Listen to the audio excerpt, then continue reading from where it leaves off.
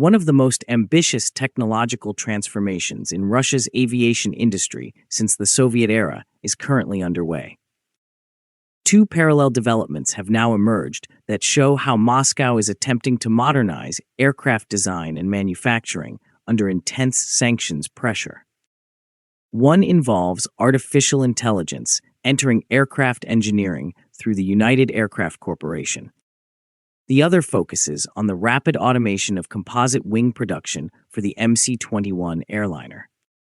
And honestly, when you look at both together, this feels less like a simple modernization effort and more like Russia trying to rebuild its entire aviation ecosystem from the ground up. The United Aircraft Corporation announced that it has accelerated the development of standard aircraft structures by 11 times using artificial intelligence tools developed together with Sberbank. At the same time, Russia also unveiled a robotic carbon fiber tape placement system that reportedly doubled the speed of wing production for the MC-21 while reducing labor requirements fourfold. Together, the two projects reveal a much broader ambition. Russia appears to be building a digitally integrated aerospace industry designed to function primarily on domestic technologies rather than foreign software and imported industrial systems. And this is where things begin to get very interesting. Because artificial intelligence is no longer being discussed in Russia merely as a future concept or experimental tool. It is now entering the heart of aircraft design itself. UAC chief Vadim Badeka announced the AI integration effort during the CIPR conference in Nizhny Novgorod. According to the corporation, a pilot project using generative engineering on the Russian T-Flex platform dramatically accelerated the synthesis of typical aviation structures. Instead of engineers manually creating every structural variation one by one, the AI system now generates optimized solutions automatically within minutes. The project was developed in cooperation with Sber, Russia's largest state-controlled bank. But a Sber today is no longer just a financial institution in the traditional sense. Over the years, it has evolved into one of Russia's most powerful developers of artificial intelligence, cloud infrastructure, neural networks, and domestic software ecosystems. Moscow increasingly sees companies like Sber as central to reducing dependence on Western digital technologies. The new AI tools are now being used in aviation engineering to automate routine but extremely time-consuming processes. UAC specifically highlighted the calculation and optimization of aircraft ribs and fastening elements. Now, this may sound highly technical, but these are critical structural components that must simultaneously satisfy requirements for strength, aerodynamics, weight reduction, and manufacturability. Traditionally, this type of work consumes enormous amounts of engineering labor. Under the new system, engineers no longer begin from zero. Instead, the AI rapidly produces multiple viable structural configurations almost instantly.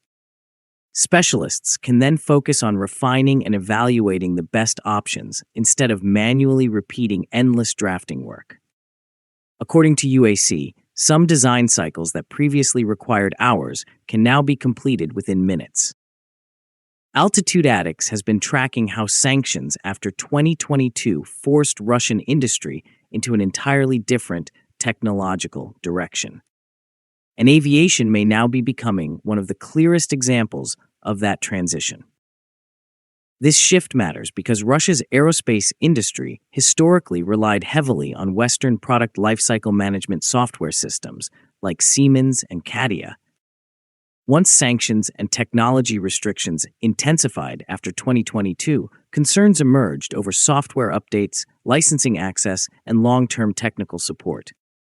Moscow responded by launching a major import substitution campaign, not only for aircraft engines and components, but also for the digital tools used to design aircraft themselves. According to UAC, around 4,000 engineering workstations have already transitioned to domestic software solutions. More than 2,000 technical requirements linked to replacing 9 critical PLM modules have reportedly been completed. The corporation says that preliminary and operational design work for a new aircraft is now being conducted entirely within the Russian T-Flex ecosystem, without parallel duplication in foreign systems. Full-scale deployment of the platform is expected in August 2026. And here is the bigger strategic point. Russia is not merely replacing foreign CAD software with local copies. It is trying to leap directly into AI-assisted generative engineering. Traditional aircraft design depends heavily on engineers manually creating layouts, validating calculations, redesigning sections repeatedly, and then doing the process all over again. Generative engineering changes the entire workflow. Engineers define performance objectives and operational limits, while artificial intelligence algorithms automatically generate structural solutions optimized for aerodynamics, strength, and weight simultaneously. According to UAC, the next phase of the project will involve automatic geometry synthesis using multidisciplinary calculations. In practical terms, the AI system will eventually analyze aerodynamic loads, stress distribution, structural strength, and manufacturing constraints all at once while producing optimized aircraft geometries. That is a pretty massive shift in how aircraft development traditionally works. If these systems perform as advertised, they could dramatically shorten aircraft development timelines. Modern airliner programs often require years of redesigns and structural optimization before certification can even begin. By automating large parts of the engineering process, Russia hopes to lower costs, increase precision, and accelerate aircraft development cycles. This is particularly important for programs like the MC-21, the SJ-100, and future Russian aircraft projects intended to replace Western-made Boeing and Airbus fleets operating inside Russia. But while AI is transforming design, another equally important revolution is now unfolding on the factory floor. And this brings us directly to the MC-21. The MC-21 is Russia's flagship narrow-body passenger aircraft designed to compete against the Boeing 737 MAX and the Airbus A320neo. One of the aircraft's defining features is its advanced composite wing. Unlike conventional aluminum structures, the MC-21 uses large amounts of polymer composite materials to reduce weight and improve aerodynamic efficiency. According to Russian sources, composite materials account for roughly 35% of the aircraft's structure. Composite wings, however, are extremely difficult to manufacture. Carbon fiber materials require exceptionally precise placement and curing processes. Even small inaccuracies can affect durability, strength, or aerodynamic performance. Manual manufacturing methods are labor-intensive and can introduce inconsistencies between individual parts. To solve this problem, Russian industry has now introduced a robotic carbon fiber tape placement system that automates the process.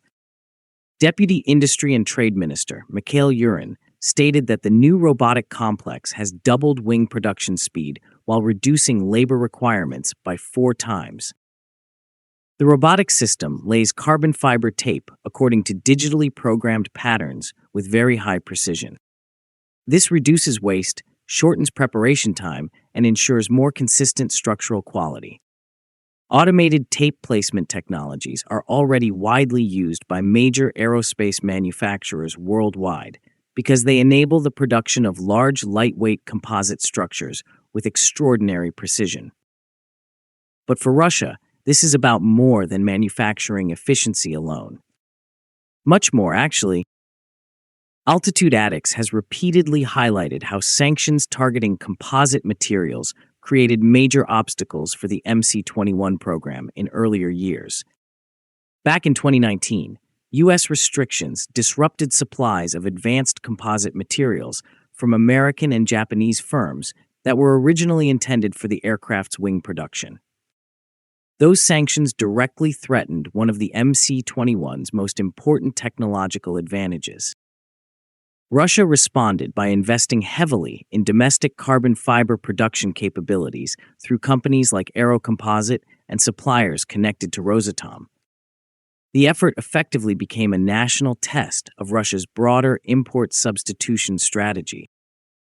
Today, Russian officials increasingly present the MC-21 not simply as a commercial airliner, but as proof that the country can rebuild an entire aerospace supply chain domestically.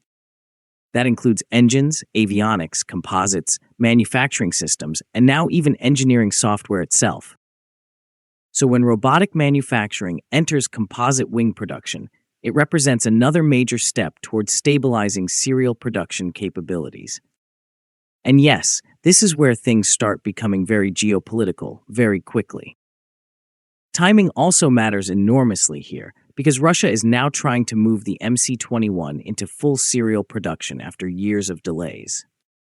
The aircraft first flew in 2017, but certification timelines and industrial ramp-up schedules repeatedly slipped due to sanctions, engine replacement programs, and the localization of foreign systems. Russian authorities now expect serial production to begin in 2026. Rostec chief Sergei Chemezov recently stated that certification flights are progressing steadily and that full-scale production should begin next year. Long-term goals reportedly envision production reaching 36 aircraft annually by 2030. Achieving those numbers requires far more than just completed aircraft designs. Aircraft manufacturing remains one of the most labor-intensive industries on Earth. Scaling production efficiently requires advanced robotics, integrated engineering systems, digital production chains, and highly synchronized industrial infrastructure. Which sounds simple when said quickly, but in reality, it is extremely hard.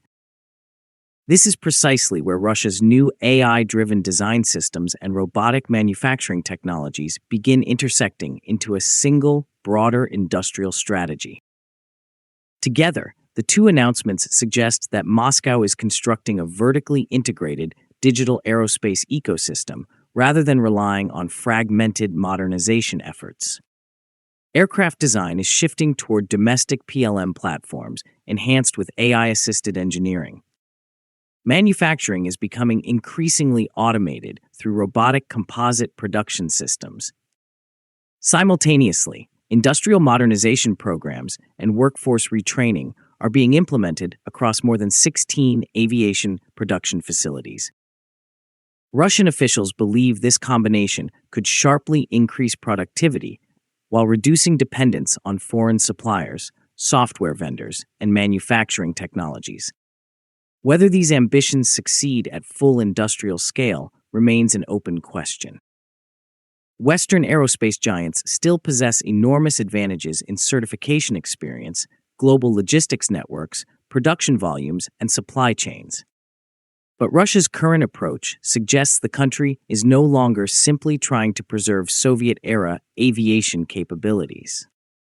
Instead, it is attempting to rebuild its aircraft industry around automation, AI, and digitally integrated manufacturing systems designed specifically for a sanctions-era economy.